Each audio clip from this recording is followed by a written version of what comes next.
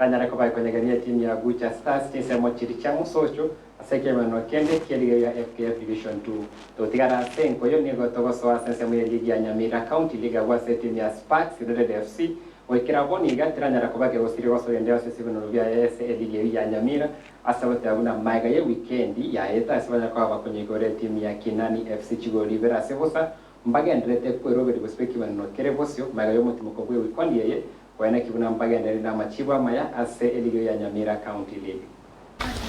Kwa majina naitwa Shadrack Molenje. Mimi ni coach Sparks FC. Sasa hizi tunacheza Nyamira County League. Sasa hizi tuko number 1 kwa hizo zone yetu. The last game tumekuwa nayo tumecheza na Kenani ambayo tulikuwa home, tumewapiga 2-0 Kiendege ground. Ndio tukaenda mapumziko.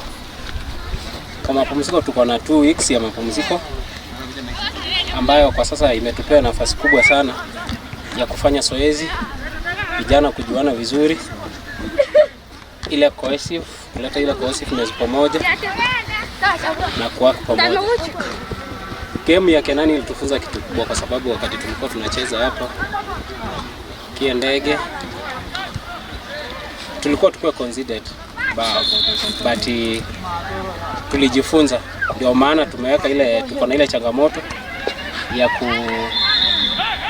ya ku work hard.